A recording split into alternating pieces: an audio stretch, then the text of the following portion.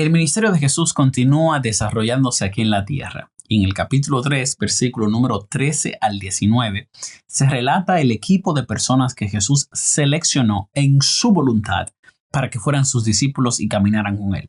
Había mucha gente que estaba siguiendo a Jesús. La Biblia dice que había una multitud siguiéndole desde Idumea, desde Jerusalén, desde Tiro, desde Sidón, desde el Jordán. Y toda esta multitud vino donde Jesús. Pero Jesús solamente llamó a un grupo para que aprendieran del ministerio y fueran ese equipo que lo iba a ayudar a llevar su ministerio a todos los lugares de la tierra. Juntos vamos a aprender un poquito más acerca de este mensaje. Vamos a estudiar juntos la palabra de Dios en el Evangelio de Marcos, capítulo número 3, versículo número 13. Ya yo tengo mi Biblia aquí. Espero que tú también puedas tener tu Biblia en el capítulo número 3, versículo número 13 en adelante, donde Jesús hace la elección de los 12 discípulos. Jesús estaba en el mar de Galilea, una multitud grande había venido y Jesús toma medidas de seguridad diciendo, mira, por favor, a los discípulos, apártenme una barquilla por si acaso esta multitud que está viniendo me oprime y me lastima. Entonces, tomando esta medida de seguridad, luego de ese evento, Jesús mandó a callar a los demonios de manera energética. Y eso lo vimos nosotros claramente en el versículo número 12 del capítulo número 3. Y ahora vamos a una sección de Jesús moviéndose al monte. Desde el mar al monte cambia totalmente de escena aquí y se va a un monte, y se creía en el Antiguo Testamento que en los montes, en las montañas, estaba más cerca la presencia de Dios porque ellos estaban más cerca de Dios. Era una de las creencias que había en aquel tiempo. Jesús va al monte, dice el texto bíblico, después, una expresión muy común en el Evangelio de Marcos, después, inmediatamente, para hacer cambios en sus historias y la forma en la que él cuenta acerca de un Jesús dinámico. El texto dice que después subió Jesús al monte y llamó a quienes él quiso. Fíjate la expresión, llamó a quienes él quiso, llamó a quienes él quiso, los que en su voluntad él entendía que podían hacer el trabajo de discípulos, aprender de él y hacer la labor de compartir el mensaje de Jesús y su ministerio a las personas que estaban en aquel lugar y sobre todo expandirlo hasta todo el mundo. Este era un gran privilegio porque básicamente le estaban dando a este grupo de personas la autoridad para ir a predicar el evangelio. Y vinieron a él. Me encanta esa respuesta. Ya Jesús había llamado a Pedro y a su hermano Andrés, a Jacobo y a Juan, a Felipe y a Natanael, a Leví Mateo, y él todavía no los había instituido como discípulos, eran sus seguidores. Pero ahora en este momento va a pasar ese momento de llamado, y me encanta porque Dios hace un llamado para todos nosotros. Yo soy un vivo testimonio de que en mi vida yo estaba yendo en una dirección, estaba caminando hacia una dirección que para mí era la mejor dirección. Estaba en una profesión diferente, haciendo cosas diferentes, pero en realidad en mi proceso descubrí que no era ahí que Dios me quería, que Dios tenía un plan diferente para mí y Dios me llamó. Y yo sentí su llamado, su presencia en mi vida. Y siento que también para cada uno de nosotros hay un llamado en el Señor. Él nos llama conforme a su propósito. El propósito de Jesús para estos hombres de Dios era que fueron sus discípulos, que ellos comenzaran a servir y a aprender de Él. Nosotros también tenemos la oportunidad de ir al texto bíblico juntos y aprender de la palabra de Dios. Por eso yo te invito a que continúes estudiando conmigo la palabra de Dios y envíes este video a alguien que necesita comenzar a estudiar la palabra de Dios. El texto dice que Él los llamó como nos llama a todos y ellos respondieron al llamado. Luego de que Jesús nos llama, nosotros debemos decir sí. Nosotros debemos responder afirmativamente al llamado que Él tiene para nosotros. Y ellos vinieron a Él. Y aquí hay una palabra que quizás en tu Biblia que tienes ahí es diferente a la versión que yo tengo aquí. El texto dice en el versículo 14 que Él designó entonces a 12. A 12 discípulos Él designó. La palabra puede ser traducida también como constituyó. En inglés es appointed. Y me encanta esa palabra porque habla mucho de crear, de hacer. Jesús llama, uno responde el llamado de Dios e inmediatamente Jesús comienza a través de su Espíritu Santo un trabajo de transformación.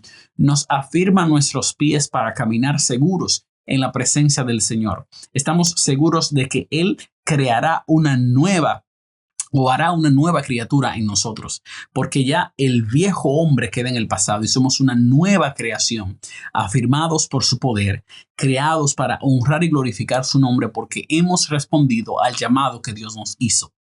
¿Has respondido tú al llamado que Dios te hizo? ¿Cuál es ese llamado? Si quieres, déjamelo en los comentarios y voy a orar por ti para que encuentres el llamado que Dios tiene para ti. La palabra de Dios continúa diciendo que Él constituyó a estos 12 hombres y había varias razones por las cuales ellos estaban siendo constituidos y era una forma para que ellos crecieran. La primera cosa es que los constituyó para que estuvieran con Él, para que caminaran con Él, para que pasaran tiempo con Él, para que vieran cómo Él se conducía, para que aprendieran a tratar la gente de la manera en que Jesús trata a la gente. Todos nosotros estamos llamados, porque somos discípulos, estamos llamados a tratar a la gente como Jesús la trata, a servir como Jesús sirve, a conocer como Jesús conoce, a ver la necesidad y a mostrar el amor de Dios en la misma manera en que Jesús lo estaba mostrando. Así que la cosa número uno que ellos tenían que hacer era pasar tiempo con Jesús. Imagínate la oportunidad de estar en este monte con el Dios poderoso, creador Jesucristo, y que Él te llame y te diga, ven hijo mío, y tú respondes a ese llamado viniendo a Él y Él te constituye y te dice, mira, yo quiero que tú vengas a estar conmigo, a pasar tiempo conmigo. Esa es la primera cosa.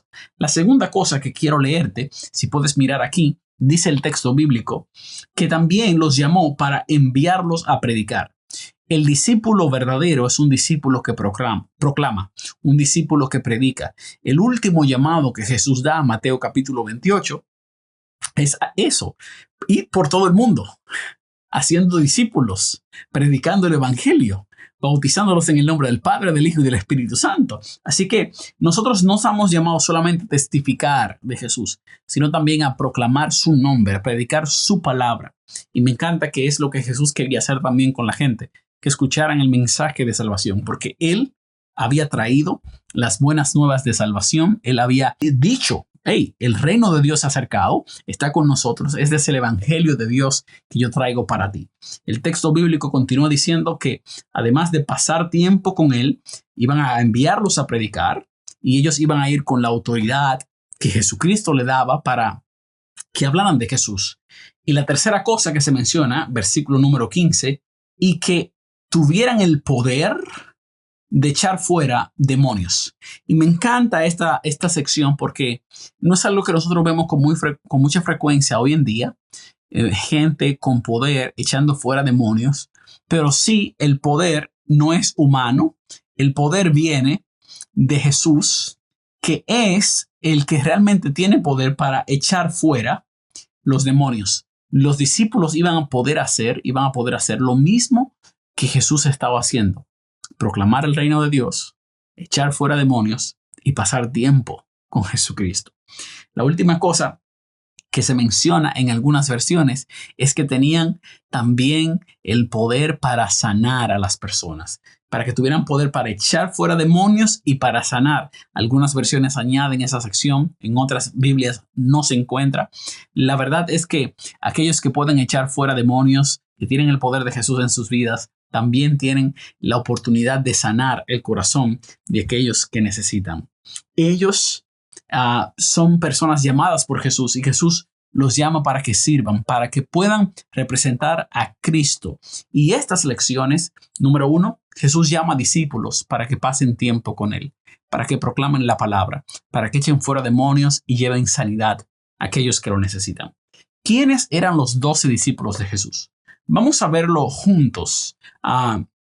Vamos a verlos juntos aquí, los 12 discípulos, versículo 16, y vamos a tratar de aprendernos los nombres. Quizás mencióname ahí cuál es tu discípulo favorito, cuál es el discípulo con el que tú te identificas. Yo me identifico muchísimo con Juan y creo que hay cierto parecido entre mí y Juan. Que hay otra gente que quizás se parece mucho a Pedro, Algunos quizás se parecen mucho a Mateo, escriben mucho, son muy inteligentes. La Biblia dice que los 12 fueron Simón. Fíjense cómo en el Evangelio de Marcos, Simón sigue tomando cierta prevalencia, está como primero en las veces que se mencionan allí. Simón, a quien puso por sobrenombre Pedro. Juan capítulo 1 versículo 42 dice que su nombre era Cefas, Pedro, y que se llamaba Simón y le pusieron por nombre Pedro. Fíjate cómo Jesús le cambia el nombre de Simón a Pedro. Luego está Jacobo, hijo de Zebedeo. Zebedeo se quedó en el barco cuando Jesús lo llamó en el capítulo 1 versículo 17 en adelante.